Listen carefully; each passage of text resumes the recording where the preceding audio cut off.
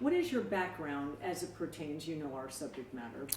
Sure. My background as it pertains to this is I've been a clinical psychologist for over 20 years now, 30 years in the field of mental health.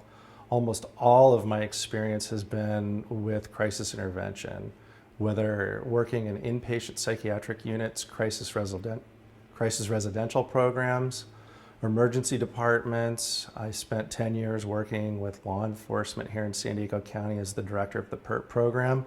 And now I'm back working in the emergency department in a hospital system. What is the biggest barrier to treatment for people with mental illness, and specifically when we begin to get to those that could act out? The biggest barrier for people getting mental health treatment is there's actually two types of barriers. There's external barriers and there's internal barriers. So the external barriers would be access to care, finding a doctor, going to the treatment, having the insurance, and those sorts of things. The bigger problem are the internal barriers. There's the stigma against mental illness, but the largest barrier for people getting treatment with serious mental illness is the lack of insight. We call it anosognosia. This is a neurological condition that renders the person unable to be aware that they have a mental health disorder. So if you're not aware you have a disorder, you're not going to seek treatment for it. That's the biggest barrier. Wow. So how difficult is it then for friends and family to even approach this person? That's the $64,000 question. We need to recognize the signs and symptoms of mental illness in our friends, coworkers, and loved ones, because many times they don't recognize it in themselves.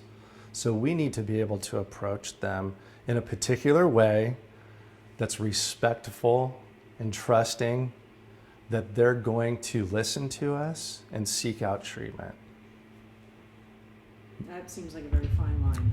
It's a very fine line. It's much easier said than done, but there are some strategies that we can employ that are going to improve our chances of that person listening to us. The red flags for mental illness would be any changes in the level of functioning that the person has, whether it's in school, work, interpersonal relationships. Social isolation and withdrawal from others is another very large warning sign. Changes in mood, somebody who becomes increasingly depressed or despondent, changes in appetite and sleep, drug and alcohol use, an increase in that for somebody who doesn't normally use drugs or alcohol. Thought process difficulties, somebody who's having a difficult time concentrating and focusing, so you'll see changes in behavior at work or functioning at work and school. These things can be early, can't they? Sure. Yeah, about 50% of all mental disorders occur before the age of 14 or 15, so they can happen very early in younger school-age children, middle school, high school. These are all the times where a lot of these disorders become recognized in people. And it's difficult to ascertain what's normal adolescent behavior, moodiness, poor grades, poor school performance. So it's really important to keep an eye out on these things and to be communicating with these folks about what's going on.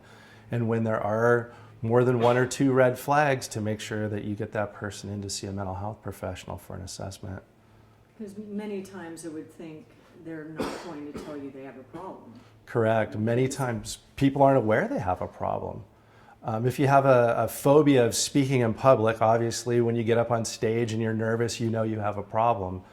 If you have schizophrenia and you have a delusion that the FBI is out to get you, but that's a fixed false belief that you truly believe, you're not going to know that that's not real.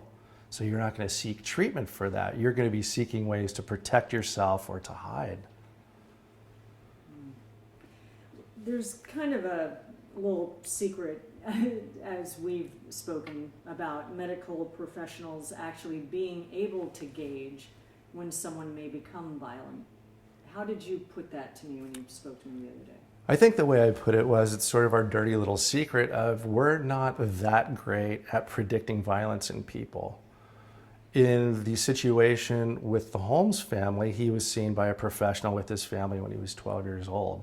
They weren't able to predict the violence in the future at that point in time. So it's very important that we continually assess in people that have the red flags. And we're only as good as the information that we're getting. If somebody is not giving us what they're thinking and feeling, and all we have to go off is their current and past behaviors, that doesn't give us a whole lot to go on sometimes. So we need to put all that together and look at all the different red flags, all the warning signs, and what we're getting at that point in time. And I've come to realize that sometimes it's what they're not doing anymore. So I think when people are hearing this, and they're talking about, okay, red flag, if we don't talk about what they stopped doing or negative symptoms, we may not be telling them everything, the whole story as well. So just wrap around and kind of do a whole 360 on that one. Right, absolutely. So when we do an assessment, we're looking at the things that are going wrong, the things that they're thinking, feeling, and the behavior, but then we're also looking at the other things that people aren't doing that they used to do. So their school performance, their work performance, are they interacting with other people? Are they getting out of bed? Are they eating? Are they performing good hygiene? These are all things that can go downhill when somebody has a mental illness. Laws do make it a little difficult, not impossible in an emergency, but difficult to keep family members in. So talk to me a little bit about that right now, that there are laws that make it harder to share the information. Sure, we do have barriers in communicating with family members and caretakers right now. We have confidentiality laws. We've all heard of HIPAA. We have California state law that's even more stringent than HIPAA. And without the patient's permission, unless there are imminent risks of danger towards either themselves or to the public, we're not able to break confidentiality to speak with family members or caretakers or loved ones without the patient's expressed written consent. So that can make it very difficult for us to communicate with a family. The flip side of that is, though, we are allowed underneath the current laws to communicate with family members and caretakers and other providers when we do believe there is a risk. But I think many of us are very, very cautious about when to break confidentiality and to call somebody and let them know something's going on. And there's a couple reasons for that. One is the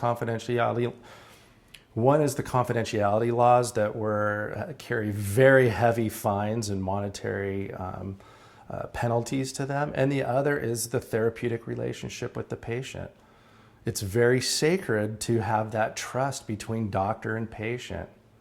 And if we violate that relationship, and it's that relationship that can be so important in getting somebody into help. So we really have to weigh the best that we can, that fine line of maintaining confidentiality and weighing that with the safety of the individual and the public. And obviously the person's safety and the safety of the public should triumph, but we need to make sure that it's risen to the level that we really do need to violate that. Is there a way we can make that better? There are ways. Right now there is legislation being proposed by Congressman Tim Murphy, the Helping Families in Mental Health Crisis Act, that seeks to sort of lower the threshold on HIPAA and the state confidentiality laws that would make it easier for us to communicate with family members and loved ones of people who we feel are approaching that imminent risk. Right now, you pretty much need to be an imminent risk. And that's fairly defined by law as, an immediate risk to self or other people. So we're seeking, Congressman Tim Murphy and other people are seeking to lower that threshold. A strong therapeutic relationship's another way that we can work with our clients and work with them and say, we think it'd be very helpful right now for your parents to know how you're thinking and feeling so they can support you. So it's difficult but not impossible.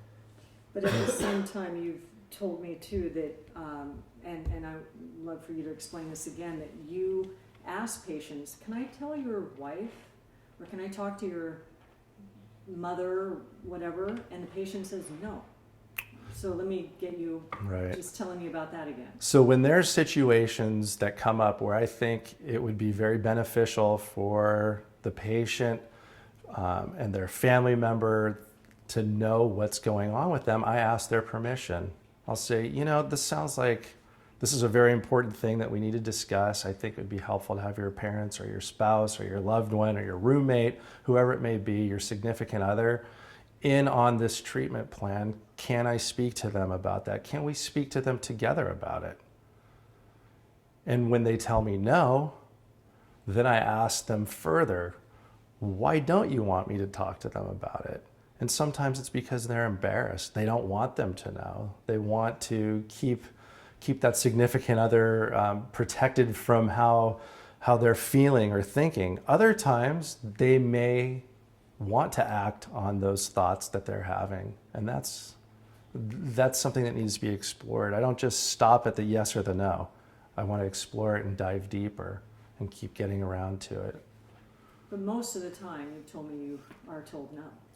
Most of the time I work in an emergency department and inpatient psychiatric settings right now, and many times the people that I'm assessing are not wanting me to share information with other people, and to me, many times that is a red flag.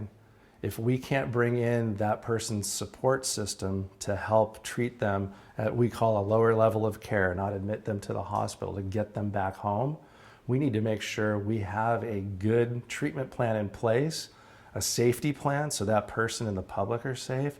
And if we're not allowed to create that safety plan and that treatment plan, then many times that's a warning sign to me that that person isn't safe to go home or isn't safe to leave just yet and may need inpatient treatment. A 72-hour hold. Right? Sometimes that would include a 72-hour hold. Sometimes when people that I'm assessing in an emergency department and we're trying to create a treatment plan or a safety plan to get them back into the community to avoid coming into the hospital if that's not the appropriate thing for them. Sometimes they won't allow us to contact family members or significant others. So that's another red flag for me, that we're not able to pull in that person's support system that they desperately need at that point in time. So they may need to come into the hospital for some further evaluation, treatment, and stabilization. Sometimes that is against their will on what we call a 72-hour hold, or a 5150 is the Welfare and Institution Code number for that here in California. Many times the person will still sign in on a voluntary status and come into the hospital. You've mentioned, so at the end of the 72 hours, what happens? If the person isn't ready to go home yet, there are several things that can occur. One, the person can sign in voluntarily at that point in time if they'd like to remain in the hospital.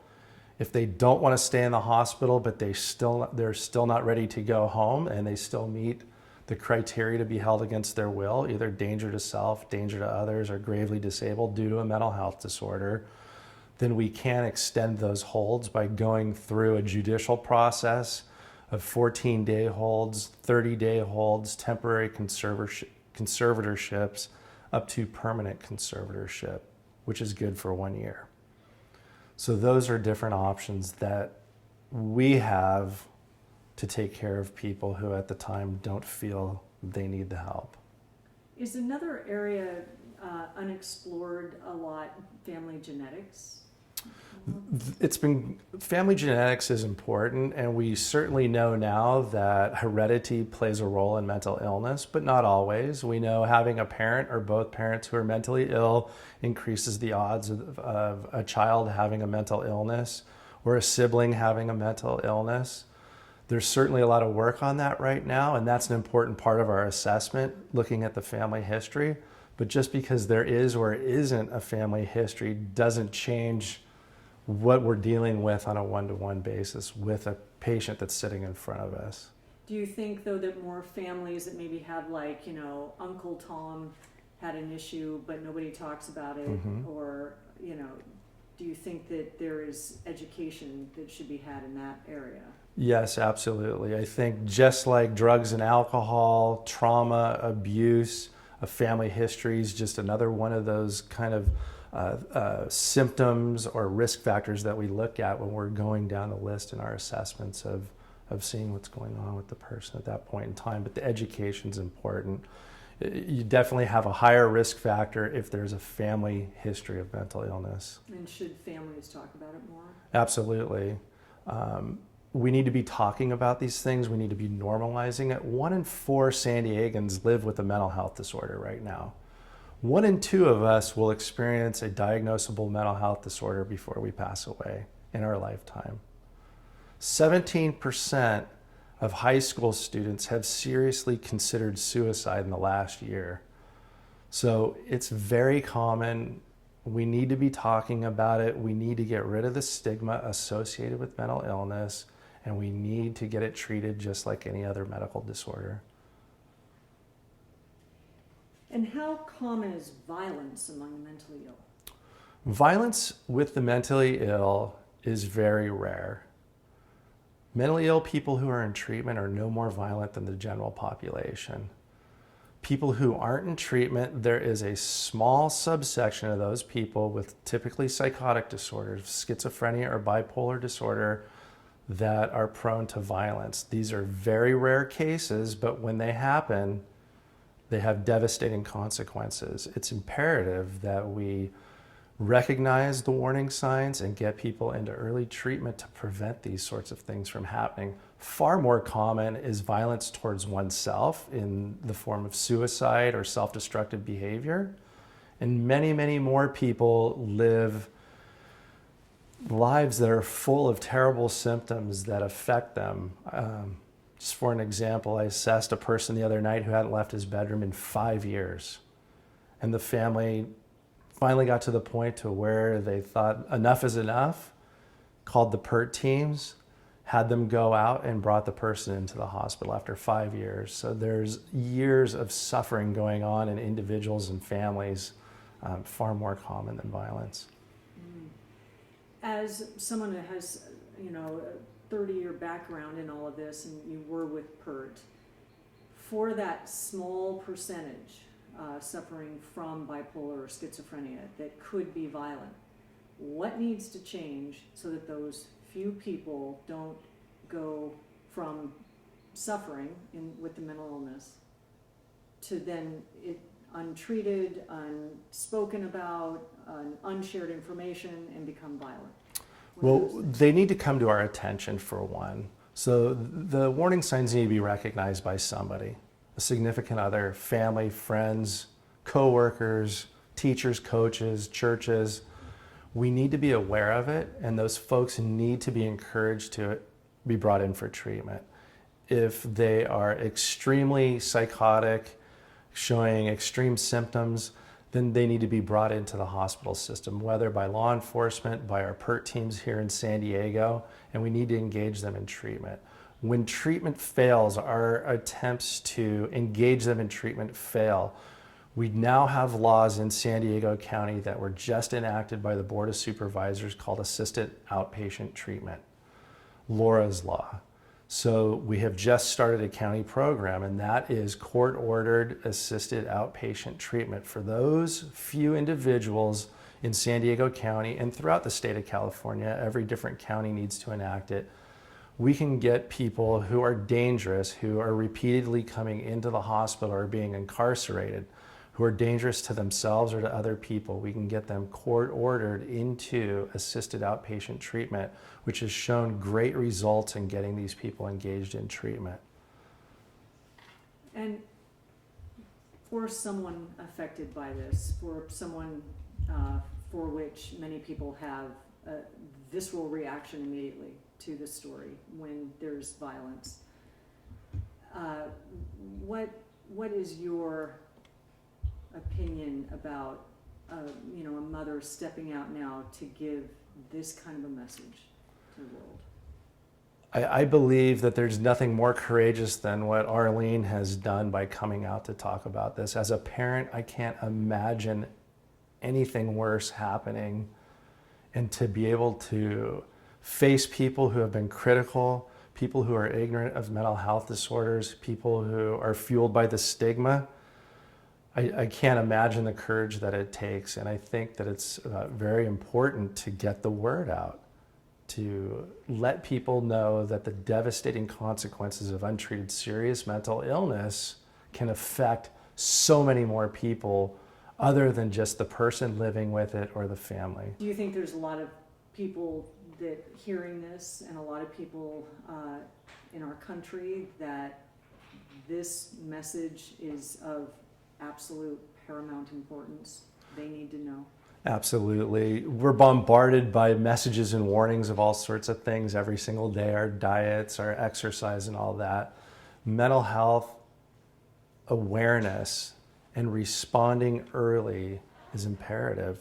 There are thousands of family members right now in San Diego County who have a loved one who is living with a mental health disorder that's not being treated, that unfortunately can either live an unhappy, despondent life or worse, and can be a perpetrator of violence on a grand scale.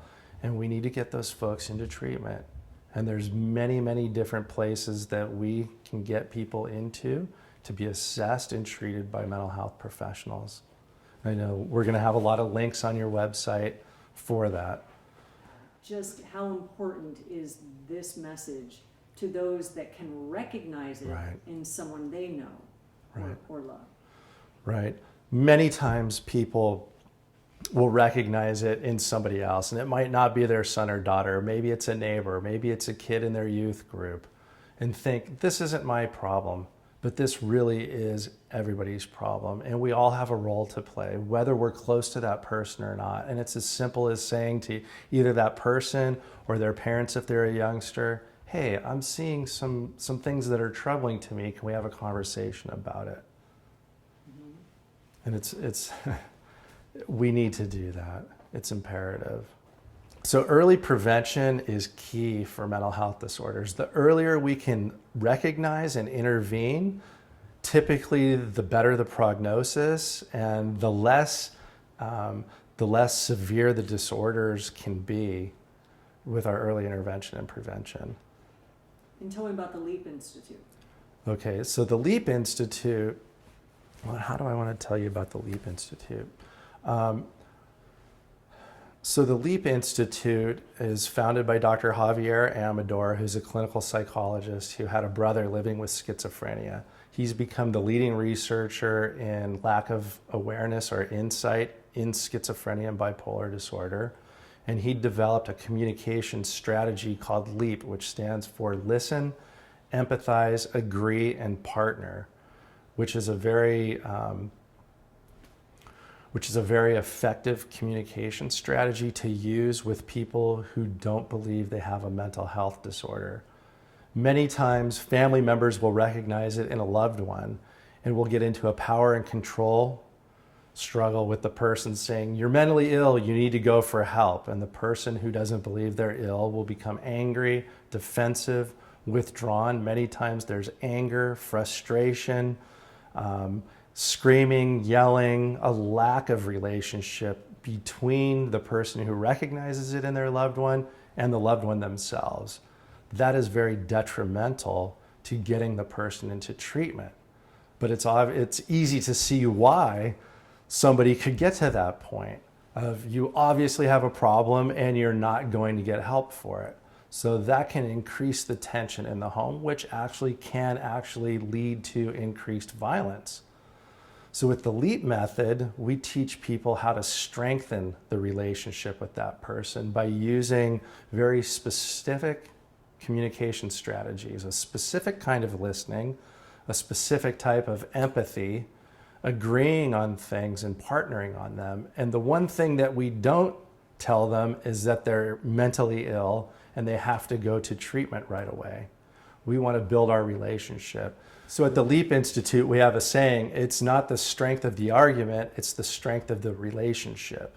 So the stronger relationship we can build with the person, whether it's a therapeutic relationship with a doctor and a patient, or a relationship between a parent and a daughter or a son, or a husband and a spouse, or a friend, the more likely we are going to get them to agree to go to treatment down the road. So in San Diego County, we are very fortunate to have specially trained law enforcement who also have licensed mental health professionals as civilian partners here in San Diego County called the PERT team, the Psychiatric Emergency Response Team. So when people rise to the level that they are in a crisis, needing immediate help, and they're not willing or able to go get help, people in San Diego County can call 911 and request a PERT team to respond.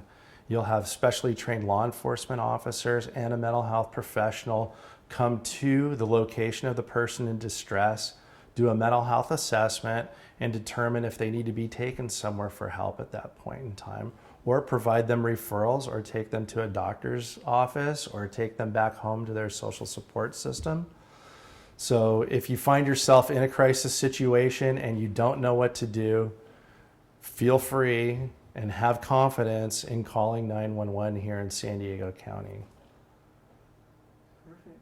Yeah. Anything else? Just to reinforce that not everyone needs medication, but if Right. they need it, don't hesitate.